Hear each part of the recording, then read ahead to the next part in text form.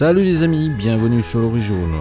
Aujourd'hui, une petite pâtisserie très populaire en Asie du Sud-Est, d'une texture moelleuse, cuit à la vapeur à base de farine de riz blanc, de lait de coco, de noix de coco fraîche râpée et de fruits de palmier. Alors, sans plus attendre, on est parti!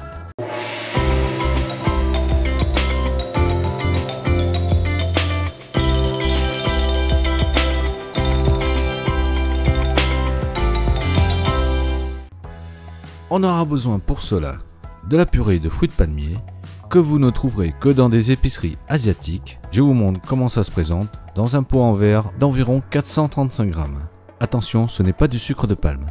De la farine de riz blanc, du sucre, de la noix de coco fraîche, du lait de coco, du sel et de la levure chimique. Et comme d'habitude, pour les quantités, reportez-vous à la description. Nous, on y va pour la petite préparation. Commençons par faire fondre le sucre dans le lait de coco en le chauffant très légèrement et surtout ne pas faire bouillir.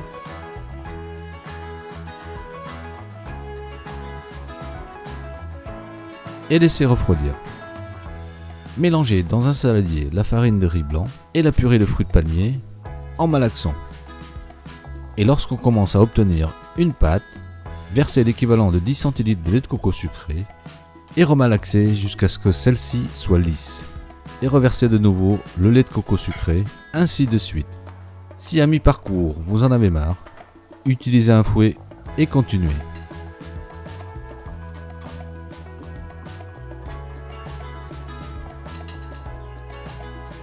Recouvrez ensuite d'un film étirable et laissez reposer à une température ambiante 4 à 6 heures. En Asie, ils laissent même la pâte au soleil. Nous allons préparer les copeaux de noix de coco, puisqu'on a le temps, en la cassant en deux à l'aide d'un marteau. On ne gardera pas le jus. Et râper à l'aide d'un zesteur pour de jolis filaments.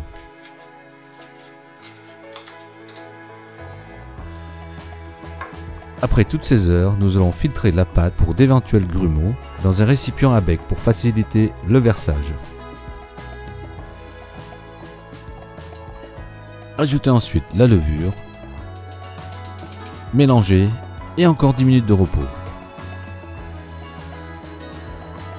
Traditionnellement, on utilise des feuilles de bananier pour former des petits ramequins. À défaut, faites comme nous, nous allons utiliser des petits ramequins aussi, mais en porcelaine. Remplir ceci.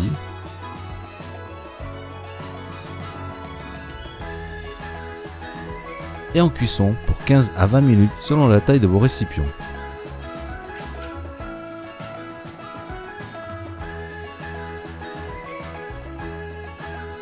Et c'est cuit, mais il faut encore bien laisser refroidir afin de pouvoir démouler plus facilement. Dans le cas contraire, aidez-vous d'un couteau. Et voilà la bête. Déposez les filaments de coco et dégustez. Voilà, toujours aussi simple et efficace comme d'habitude. Alors si vous avez aimé la vidéo, n'hésitez pas à la partager et à la liker. Pour plus de détails sur la recette, reportez-vous comme d'habitude à la description. Moi en attendant, je vous dis à bientôt et bon appétit!